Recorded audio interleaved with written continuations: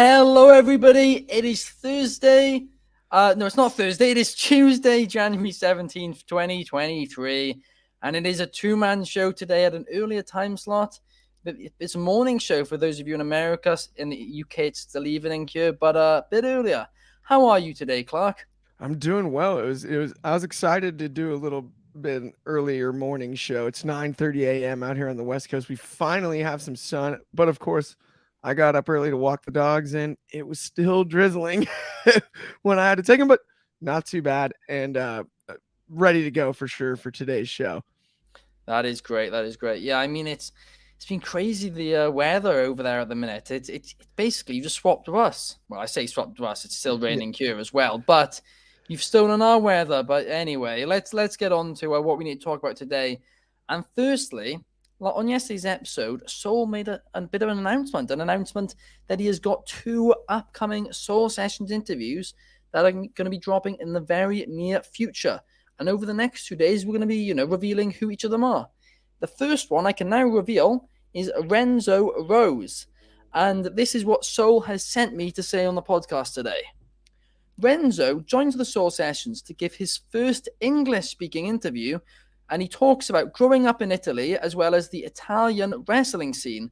Talks about how Brexit made it difficult for him to wrestle matches in the UK, having matches against Tajiri and Carlito, and also how he inquired with the Reddit page r-squared circle to find out how to avoid Carlito's apple spit. So that sounds like a very fun interview. It's going to be dropping on the Wrestling Republic channel very, very soon.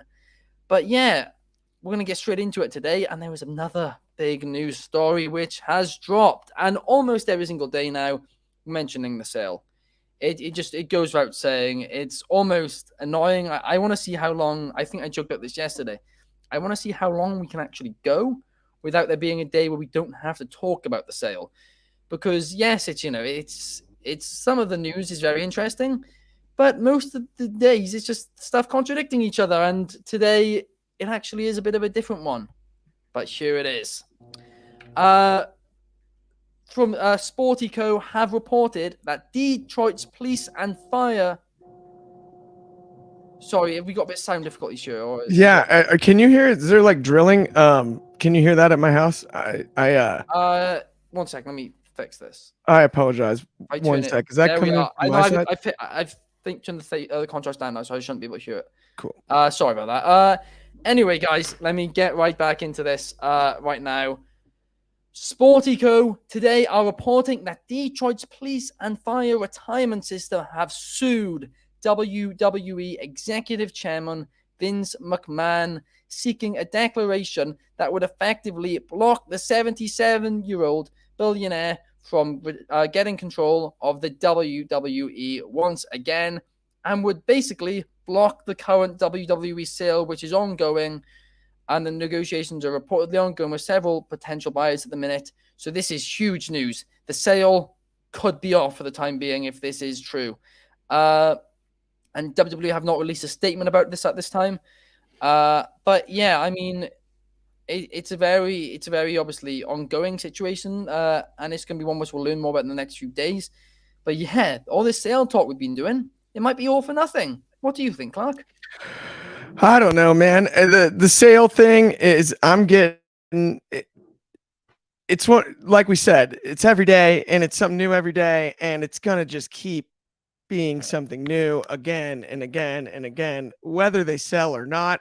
I don't know. I guess I didn't consider that non-sale was maybe a choice, but yeah, it's just another little step along the way, and I think it's gonna be again months before we have a definitive answer. And it's funny because as exciting as it was initially with all the news cycle, it slows down again, and it's going to be one of those things where we wake up one day after we talk about it for a while, and next thing you know, we have our answer. It's either sold or it's not, and that's going to be a fun day too.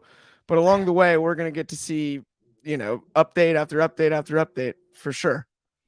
Yeah, and basically, I've inquired with a couple of sources this afternoon about this, I've not should back anything yet, but if I do, then I'll let you know on tomorrow's episode because, as you know, basically every single day at the minute, we're talking about the sale.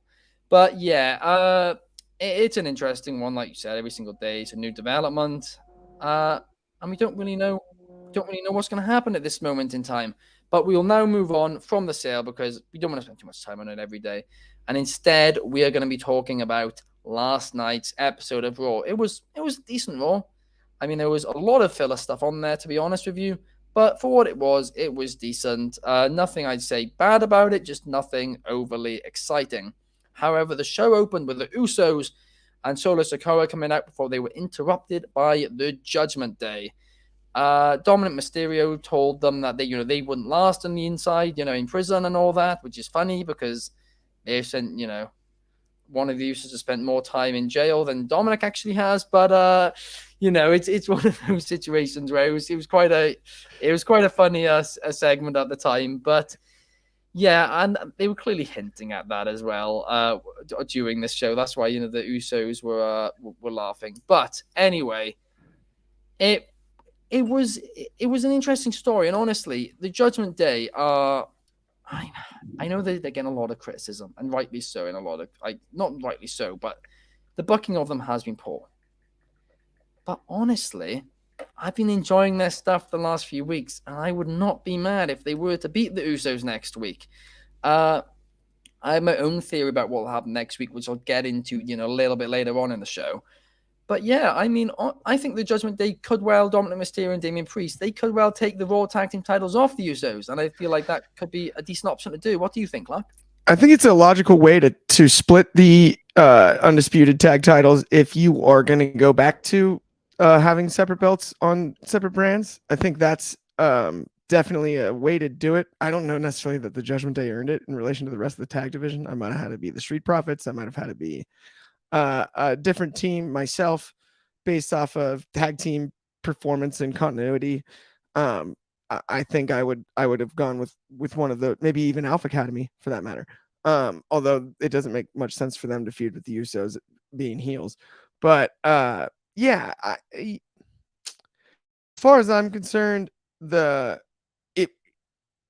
idea of the Usos holding both belts is great. But for right now, I do think it would reinvigorate the tag scene on Raw to have their own belts and kind of keep the bloodline over on SmackDown so the bloodline could tell their full story. I think that's the move, and that's what I go with personally, for sure. Yeah, no, I do agree that could be I think that would be very easier, to be honest. And you're more likely to choose, to tune in to a show if it's got tag team titles and the champions are going to be showing up. So yeah, I will say that about it. But what was your thoughts on the segment itself last night, where the Usos came out, cut their promo, the Judgment Day then came out, and the Dominic Police stuff? What did you think about it? Okay, the Dominic Police stuff is all funny to me. So I loved all of that, and I really the parallels, the Jimmy Uso situation and the Uso penitentiary gimmick on top of that, right? Like it's all comedy gold, and I didn't have any problem with it other than, I mean, is it Dominic and Priest? Yes, it is Balor and Priest, right? Like, yeah, it's Dominic and Priest. Yeah, it's gonna officially be Dominic and Priest now, but they kind of teased all of the different combos, right? And Dominic has done some singles work of late that's been good too. I thought the segment last night was entertaining for sure, right? Like it was so fun, but I don't necessarily think that it was enough for me to go, okay, let's let Priest and Dominic run with the Raw tag belts. I would prefer a stronger, more traditional tag team, I think, if we're going to go with newer belts to carry them, I think the issue is the Usos have beaten all the other tag teams. That's true. They've beaten everybody. And even but I go back to the Street Profits. They had some matches where they traded wins, the Profits carrying the belts over the pandemic period in the Thunderdome. And then, yes, they did pick up the win at Money in the Bank, which I thought was one of the best tag matches of last year. The Profits is who I would point to. I wish they were being pushed kind of the way they had been during the pandemic times where they're at the top of the tag team card, because I think Dawkins has shown the way he's changed his body, and his moveset has more depth than it ever has. On top of Ford's ability, I would prefer those two to be sort of in that position, especially as the traditional baby faces that they are. Yeah. No, I think that I think honestly the Street Profits really could have been the one to do it. But I mean, and they are building them up. They got that victory last night, of course. But yeah, I don't know. It's something to be said for building up Dominic Mysterio or rebuilding Dominic Mysterio. And that's why I honestly don't mind it. If Damian Priest, as he's another one, he deserves to hold gold. He's not going to hold the singles title. I know he did before, but he's not going to hold one again, I don't think. Because I don't think he's in their long-term plans for the company. But we'll have to wait and see. But I would not be opposed to them taking the tag team titles next week. But we will have to wait and see for Raw 30 next week. Now, talking of Raw 30 next week, there is a segment that has been announced for it, which has got the internet buzzing. And that is that the elders, the bloodline, are going to have to get together and acknowledge the tribal chief, the head of the table, Roman Reigns. So yeah, they said every generation of the bloodline is going to be there. Will The Rock turn up? Who knows? He's not been announced. But yeah, this is what people are speculating. They're like, well, what's going to happen? Are they going to hint at The Rock? Is The Rock going to come back? Are the elders going to turn on Roman Reigns? Is Solo going to take out Roman Reigns for the elders or something like that? There's a lot of different theories which are going around at the minute, but it is undoubtedly gonna kickstart whatever the WrestleMania plan is in my eyes. And truthfully, here's my prediction for next week, and I'm going to put it on. I'm going to say it right now. I think that the Usos are going to lose to the Judgment Day and will lose the Raw Tag Team Championships. And then later on in the night, Roman Reigns is going to be pissed off at the Bloodline for everything that's happened.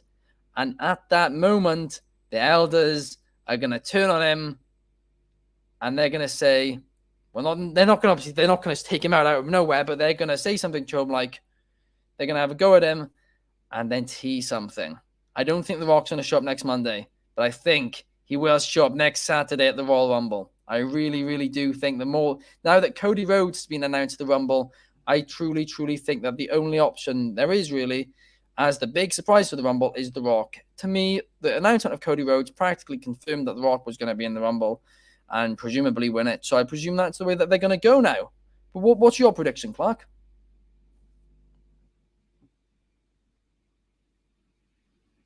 Are we back? Sorry, I think we're having technical difficulties here. Where do we leave off there, Ben? Yeah.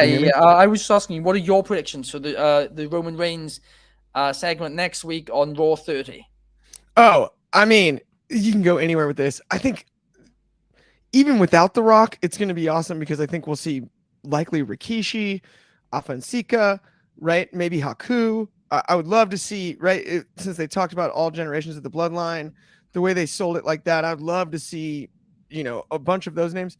Now, if you have The Rock, that's the cherry on top, right? That's what we all want to see is.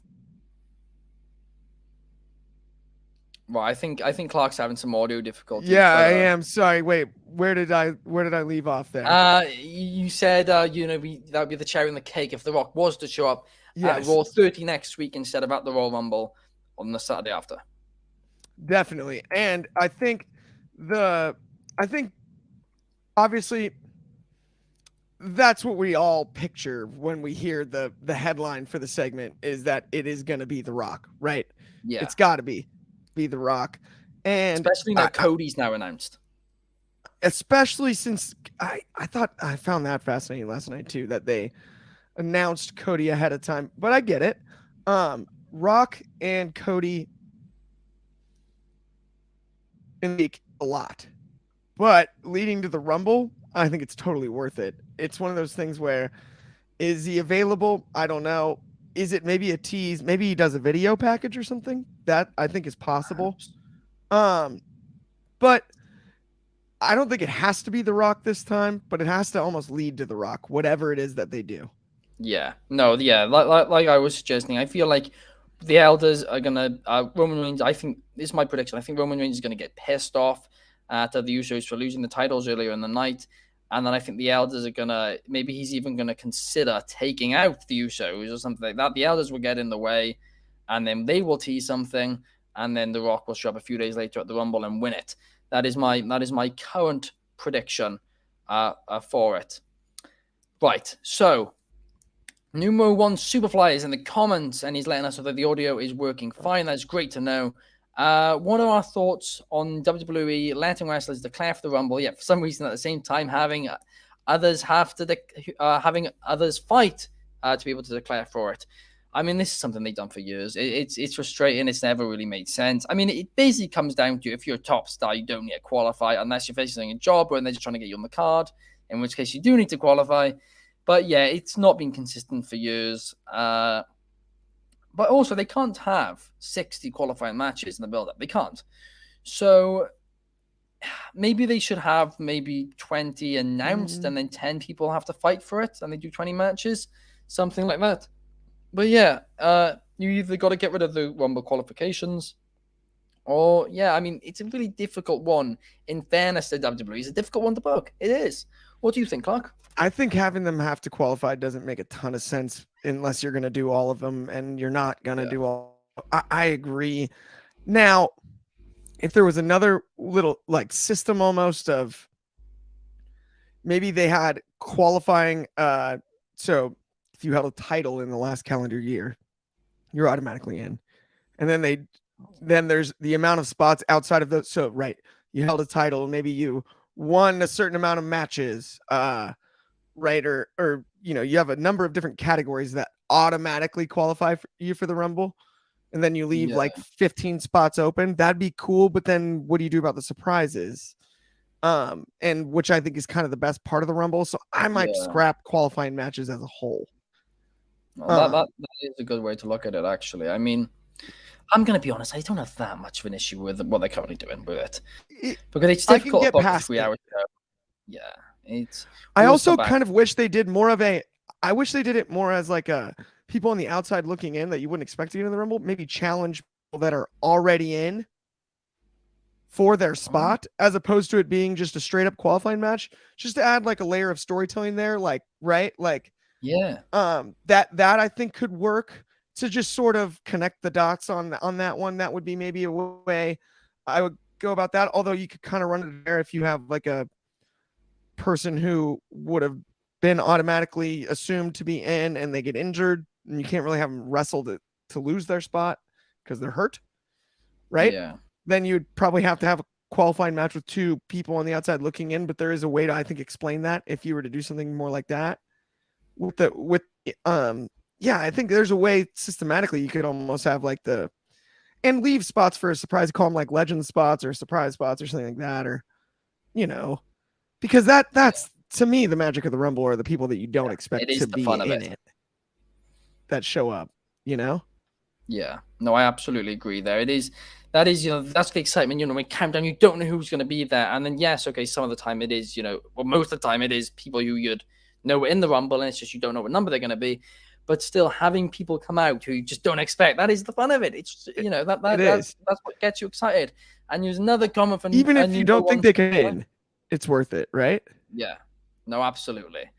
So, numero one Superfly says, regarding Raw 30, my prediction is that Roman's family members will become dissatisfied with Roman, but they will get Solo to support their claim as they reveal he has been a spy within the bloodline. Yeah, that could well be. That is a good shout. Not too dissimilar to what I actually think will happen. Because we know that he was sent by the elders, because they acknowledged it and they made a big deal out of it. It was a weird thing for them to make a big deal out of. But they said he wasn't brought in by Roman. He was sent by the elders. It was a weird situation. But yeah, perhaps Sammy's going to turn. I mean, there's a lot of different options, that can be done, and there's a lot of different ways. I'm excited for it. I'm excited for that segment next Monday in particular. Yeah. But let's go on to now the next segment from Raw last night, and that was Becky Lynch and Bianca Belair. It's now confirmed that they're going to be having battle next week again at Raw 30. What a stacked show it's going to be in a steel cage. What were your thoughts on the segment, Clark? Are you talking about Becky and Bayley or? Sorry, I've just realized exactly what I've done. You said Bianca, but you meant Bayley. Yeah, It's all I meant Bayley. I meant Bayley, guys.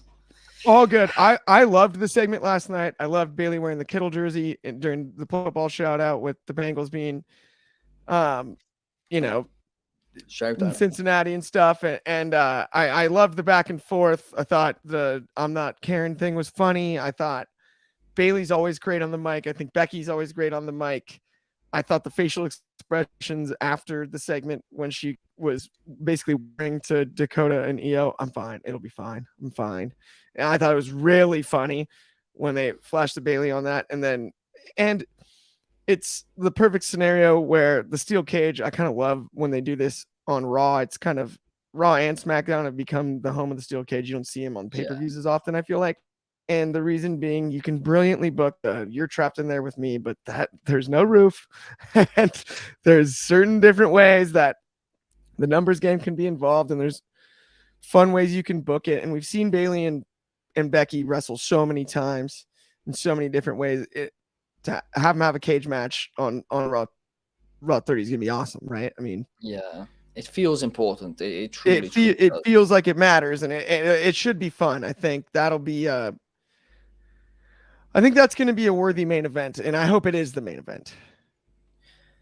I think the Roman Reigns segment will main event, because I feel like that's gonna be the big lead in for WrestleMania. But yeah, I mean that would be superb. I actually like it to open the show personally. I feel like would not mind that either myself. I really get behind it. But yeah, Bayley, since her return, she hasn't really got many wins under her belt, and obviously she got the one against Becky. But I think I'm really hoping she wins this one, and I'm hoping it leads to a push. But I don't think Becky's losing, because I don't know what the plan is for Becky at WrestleMania, but I'm absolutely certain it's going to be a big match. Whereas Bayley, I'm really not sure. I'm not even confident to think that she'll have a place on the card, unfortunately, which really... Well, it should be in the Battle Royale, but I don't know if she'll have a singles match, which is quite frustrating, especially considering her talents and, how excited people were for her return this year. Yeah. And it's been a letdown. We talked about it a bit on the tier rankings the other day, but yeah, it's whatever. But who would you have win the match? Next week? I think that's a way you could keep Bayley involved in the WrestleMania season pushes if you actually put her over. I think that'd be pretty cool. Even if she does cheat to win, I think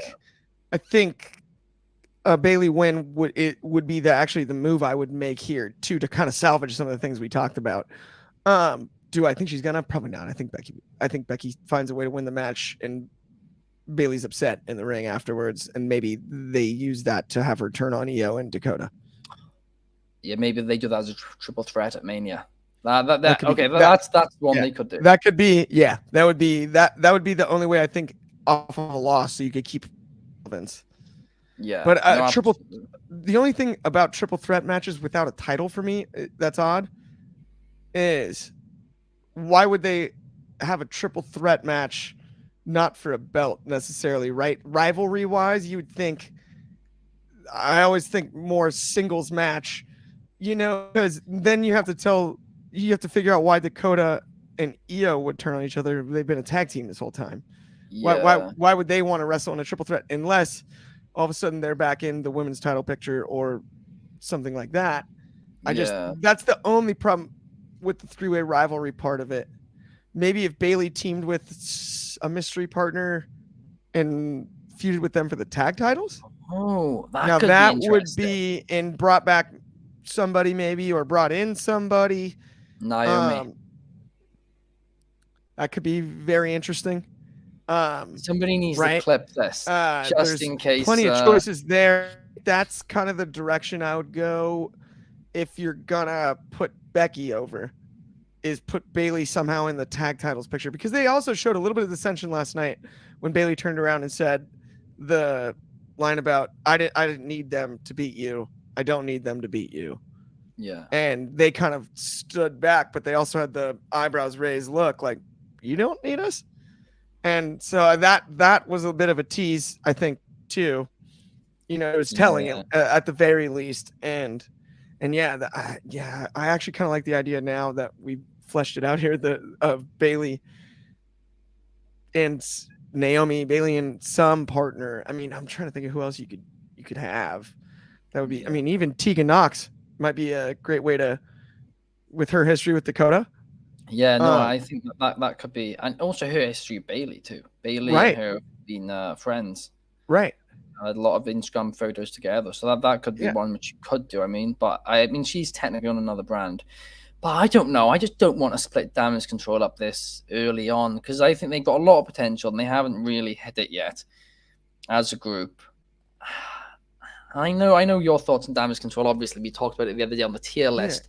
I know that you're not the biggest fan of. Well, you're a very big fan of the wrestlers. The opposite. I'm the biggest fan. That's why I'm so disappointed. But you're not a fan of the faction because you don't know why it's called Damage Control. What damage are they controlling? That is your favorite quote. But and I even think too, Ben, not to cut you off there, but I just think Io carried the belt so well, and then Dakota, I know, was known as like the one that never carried it, but she was always a main event level NXT star, and for them to be kind of like treated almost as lackeys to Bayley, as great as Bayley is, I don't understand why they would listen to anything she says, because they're both former champions in their own right. And like, I get if they're in the tag title picture and Bayley's in the singles title picture, but they haven't really even executed that.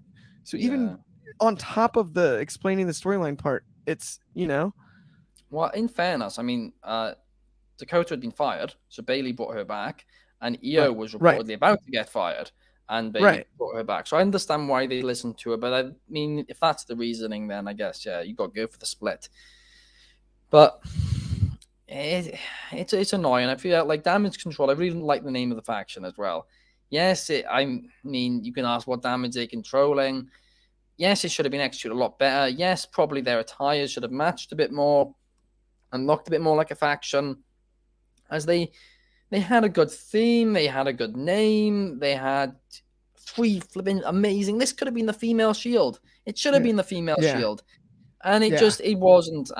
It's annoying, but I mean, maybe a triple threat is the way that they're going to go at WrestleMania, and I presume. I mean, I'd actually like Dakota to go over if that's the case, because, of course, like we've established already, Io has held the championship in NXT. Yes, that's not main roster, but still.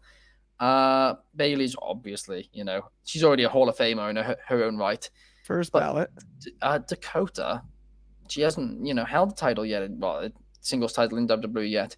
So it's certainly her getting a win, even if it's not for a title, just her getting the win in the big triple threat match they do between the 3.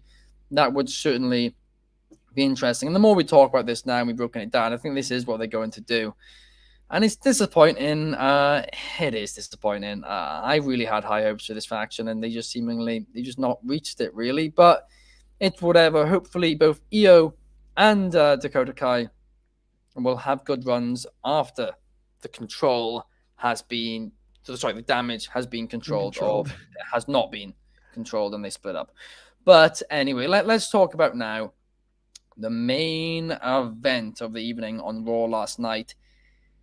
It was a 6-pack challenge to find out the new challenger for Austin Theory's United States Championship. And it was a really fun match. It was what you'd expect. It truly was what you'd expect. And right at the end, I think it was Corbin, Rollins, and Lashley left in the ring. And then Omos and MVP come down to the ring. And everyone was thinking, wait, is he going to, turn on Lashley? Because obviously they had that conversation last week. Or, what's this leading to? Are they going to help Lashley? And we didn't really get an answer, to be blunt.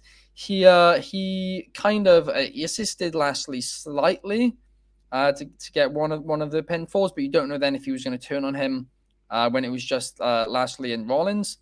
We don't know, because Austin Theory got involved. He came in, Omos went to chokeslam Austin Theory down onto the table, but Austin Theory managed to stand up, brought him down. Seth Rollins curb stomp onto the announce table. Omos was down and out. Rollins then took out Theory. He then ran in the ring, hit a couple of moves on Lashley before Lashley hits him with a spear. And Lashley is the new number one contender. And on Raw's 30th anniversary next week, he will face Austin Theory for the United States Championship. But the question is, will he win? What do you think, Clark? I mean, I have a hard time not booking Bobby Lashley to beat Austin Theory. I don't know. It's I found the match really fascinating. I was really interested in the Omos MVP part, and like you said, we didn't get an answer, so that was kind of disappointing because I was really hoping, kind of teased and I'll give Anthony Rishardi a huge shout out on this. He pointed it out. There was a segment the other day when Bailey in the Nashville episode, Bailey and Damage Control are walking in, and in the background you can see Cedric, Shelton, and MVP having a conversation. Yeah, and Anthony totally spotted it out of the corner of his eye. It was such like a cutaway, but it was just brief. And they teased it. And my first instinct was like, just please don't then just have him ditch Omos and immediately go back to the Hurt Business. Bring him into the Hurt Business. Now you got a real dangerous with two big men and the tag team. And I like the 4-person stable there. Maybe you add maybe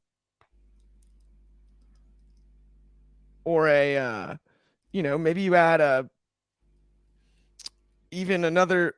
You could do a feud with the Bloodline. You could do a feud with a number of Judgment Day, a number of different groups. If you figure out what the direction is, but I like the idea of not ditching Omos and like almost like a super Hurt Business because you've added, and so that's what I hope that they're working towards. I'm a huge Bobby Lashley fan, so I can't really fathom him losing to Austin Theory without shenanigans. And Theory's on his own right now as a heel. Doesn't that kill the entire Theory push if he just loses it now? Like, surely he needs a really long reign. I agree. And so I don't know how you get him past this with the Hurt Business story that's being told, though. I really don't. It doesn't make sense. Unless they're going to turn on Lashley and he's going to feud with the Hurt Business again. We've seen that, him and Omos. We've seen all that. And so I don't see a scenario where, I mean, maybe you have Theory join the Hurt Business. I don't know. That would make no sense. So, yeah, I don't know.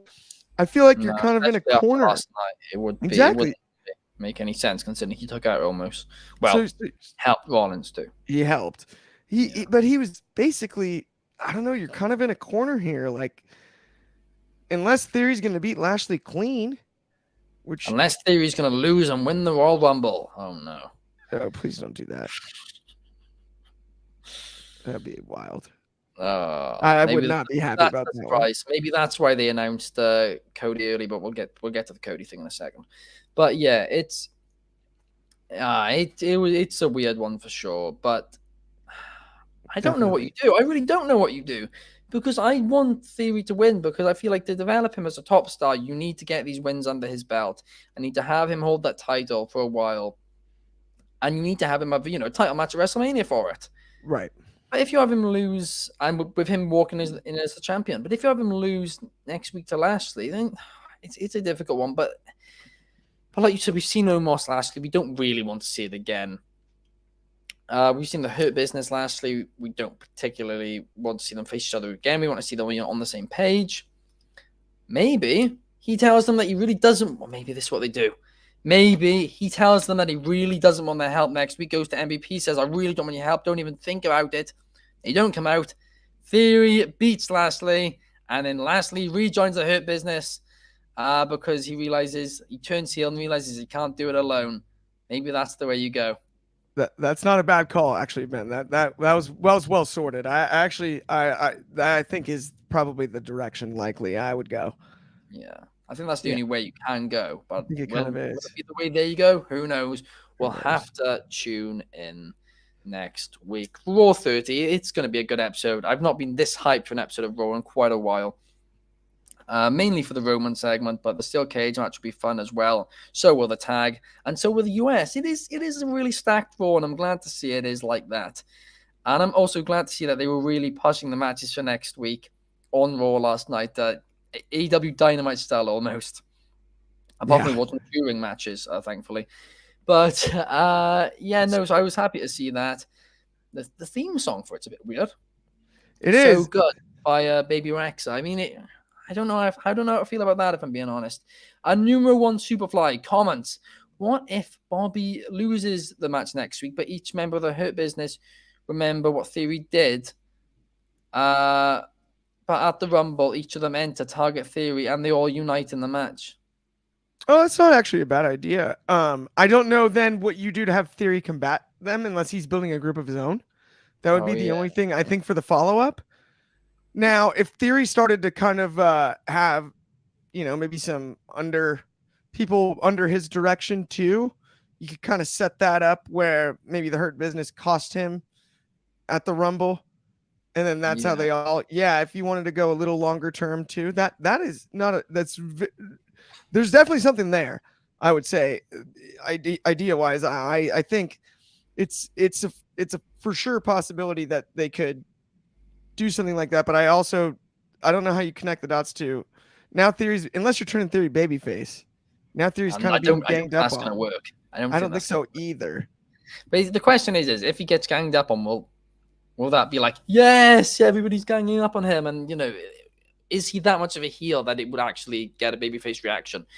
That's the question, and I think that's what they'd be hoping for if they do go down that route. Right. But I mean, I guess the only way which I'm okay with them continuing the feud is if it goes to Mania, and then that's when Lashley wins, and Theory, gets another big Mania match. And I guess the way you could, stop them from feuding momentarily is you put them both in the Elimination Chamber match or something like that. Especially if they are introducing a new title on Raw, then you could put them in the inaugural title match for that Elimination Chamber, if that is what they decide to do. And then obviously have neither of them win, and maybe have them both screw each other out of it or something like that. And then they go to Mania for the US title. And yeah, that's the only way I'd be okay with it. But honestly, Lashley versus Theory is a feud. It doesn't appeal to me. It just doesn't. They already did the baby oil last year. We've seen it. It's Got to be over. Doesn't make sense. It just feels like they've just both been in the United States title picture for, well, Lashley's been in the United States title picture for way too long. Theory now just needs to have his reign with some new faces. Yeah. Yeah, so let's talk about now. The last topic that I want to get into today is something which happened on last night's Raw, which is something we should all be quite happy about, honestly. Cody Rhodes has announced that he will be entering the Royal Rumble. Something which, as I just said, we should all be happy about. But in reality, everybody was pissed after this segment. And the reason for that was that they just spoiled the surprise pointlessly. It could have been, a huge moment in the Royal Rumble, even though it was fairly obvious. Still, we would have known it for certain. There would have been a huge pop. There still likely will be a huge pop, but it would have been an even bigger pop. It would have been another fantastic return for Rhodes, but instead they spoiled it. I'm not happy about it, and the only way which I'm not going to be annoyed is if they have another big return at the Rumble. But who will that be? Perhaps, I was going to say perhaps Jay White, but actually we already calculated that match he's going to have loser leave Japan is after the Rumble, so it's unlikely that would be at the Rumble either. So I guess The Rock is the only option if that is the case. But what do you think, Clark? I mean, I was disappointed because it was just so telegraphed. Like, I love to know that Cody's back, like a huge Cody fan. But like, why'd they have to tell us now? And if they just hit his music at the Rumble, it would have been, it would have been incredible. It would have been a huge, not quite edge pop, but it would have been big. There's got to be another surprise. The Rock, I think, is one of the only choices. Is there anybody else? Oh wait, did we cut out? We're good. Is there anybody else you could say apart from The Rock? Besides The Rock, I would say, Cena's kind of out of the question after what we saw, and he's not really training. So as far as return, Jay White we mentioned is out of the Cardona as a surprise return would be amazing, but not winning it. I would say, and then he will be Cardona as but he's got bookings though. He's got bookings up until March. Yeah, he does, doesn't he? So that's shoot. Like, man, I don't know. It's gonna be one of those things where I mean, Brock's gonna be in it, I would assume. If Randy Orton somehow came back out of the clear thin air, and I know the injury prognosis isn't good, that'd be pretty crazy. That'd Or be Big E. pretty, or Big E as well. Either of those two, yes. If either of those two were healthy and it somehow flew under everybody's radar, now we're kind of talking. Um, outside of that though, it's kind of got Rock, Rhodes, or Rollins. It's like the three R's No. of No, but I mean, just the in four terms of R's of the surprises, Rumble. like, there's nobody. Now you've taken out Rhodes as a Yeah. surprise. There's nobody who can, I particularly. mean, in terms of just surprises, I was thinking just for winner too. But in terms of surprises, I mean, I guess Cena, and it's weird because of all the debuts that they've had the last few months. Like some of those might have been real nice in the Rumble. To Yeah. debut, just hold him off. Jonah, right? Bronson Reed, maybe hold him off till the Rumble. Loomis, maybe hold him off to the Rumble. I guess we've seen good work, but With Bronson Reed, you really could have waited to the Rumble because yeah, they're now easily. basically rebuilding him from the Miz thing. Like it's like Yeah. shit, we made a mistake. We need to go back and rebuild him. But it was quite annoying that they announced him. And I do worry that this is Yeah. Triple H's first Rumble, and I worry that people are going to be disappointed if there's no surprise.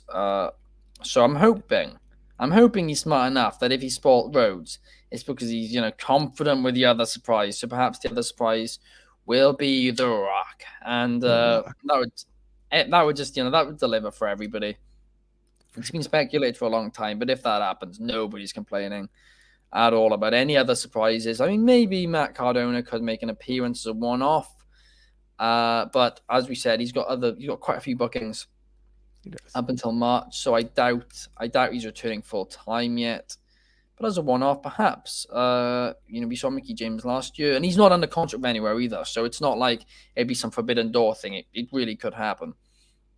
But yeah, we're just gonna have to wait and see, basically. But I just really, really hope that he does have some surprises up his sleeve, Triple H. Otherwise, fans can be lethal following the Royal Rumble match.